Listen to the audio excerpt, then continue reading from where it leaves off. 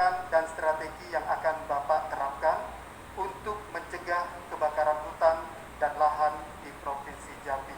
Waktu menjawab 2 menit ketika Anda berbicara. Yang pertama, memberikan penegasan larangan kebakaran hutan, baik itu yang punya pribadi termasuk perusahaan.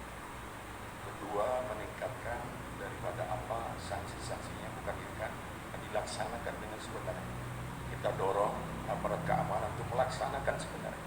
Tapi tidak kalah pentingnya adalah kita pikirkan juga masyarakat yang ikut dalam untuk menanggulangi kebakaran hutan itu adalah tentunya adalah sarana dan fasilitas. Di tempat-tempat tertentu cuma Jambi itu perlu kita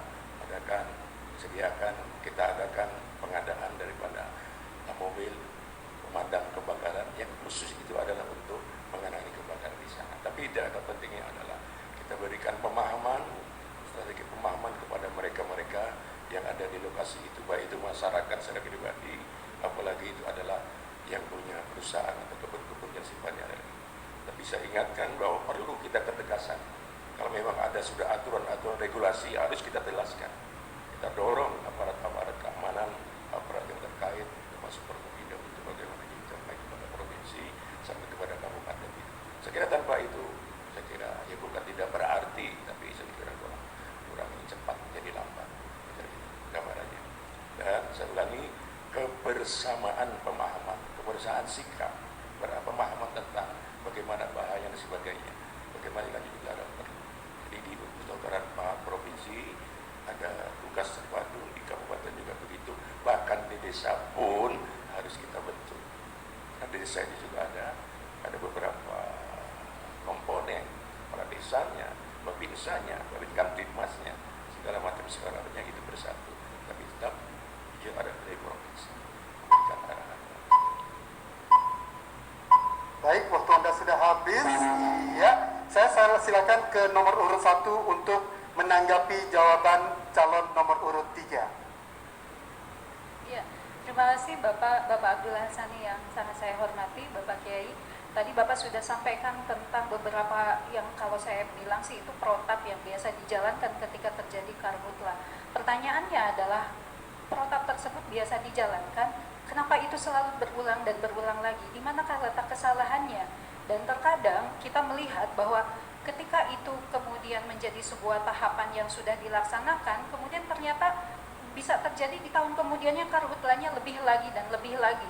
Di mana sesungguhnya dari protap tersebut yang harus diperbaiki menurut Bapak Abdul Hasani? Masih ada waktu? Oke, kemudian yang saya ingin tanyakan juga kepada Bapak, kita juga harus menyadari bahwa karhutla di Provinsi Jambi seringkali berulang dan berulang. Sementara yang dinamakan sanksi itu ada kebijakan dari Forkompida yang lain, bukan kebijakan dari Pemda. Lalu di manakah letak strategisnya seorang wakil gubernur dalam penanganan karhutla ini? Kemudian yang selanjutnya. Oke, waktu cukup. Saya akan kembali ke nomor urut 3. Silakan menyanggah tanggapan calon nomor urut 1. Waktu 1 menit dimulai pada saat Anda berbicara. Terima kasih, protap sudah lama, tapi kayaknya menurut Ibu adalah belum punya sebagainya. Maka saya ulang, apapun yang sudah ada pada protap-protap itu, kemudian dengan sanksinya, bahkan mungkin ada reward tertentu di dalam sanksi, itu memang betul-betul dijalankan. Tapi tidak kalah pentingnya adalah bagaimana kita memberikan pemahaman. Pemahaman, saya kira tahu mereka, cuman karena begitu saja. Ya coba terus akhirnya ya begitu terjadi. Saya ulangi, kebersamaan mulai dari provinsi, kabupaten, kecamatan dan desa itu perlu sekali. Masih ada waktu? Masih ada waktu 20 detik. Baik. Saya akan menyilakan untuk calon nomor urut 2 menanggapi jawaban calon nomor urut 3. Waktu Anda 1 menit. Waktu Anda 1 menit dimulai pada saat Anda berbicara. Terima kasih Pak Sani. Apa yang disampaikan Bapak tadi memang itu sudah kita lakukan. Memang kita lihat sekarang kita belum maksimalkan hasilnya atau masih terjadi kebakaran hutan. Ya. Jadi menurut saya itu ada hal juga yang harus kita lakukan itu melibatkan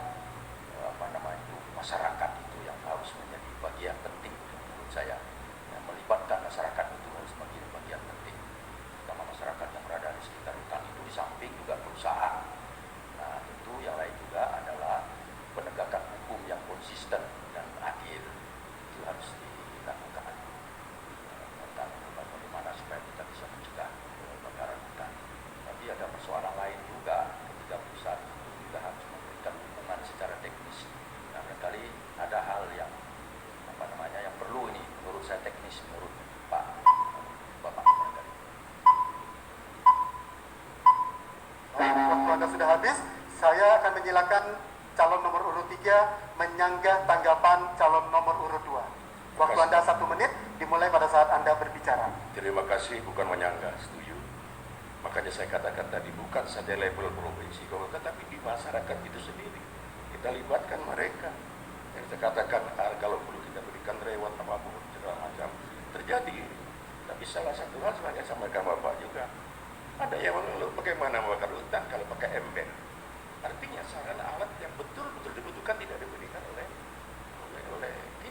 kita ini. Maka gubernur, saya kira perlu sekali kalau benar buat pergubnya atau buat perdanya kalau perlu supaya buat.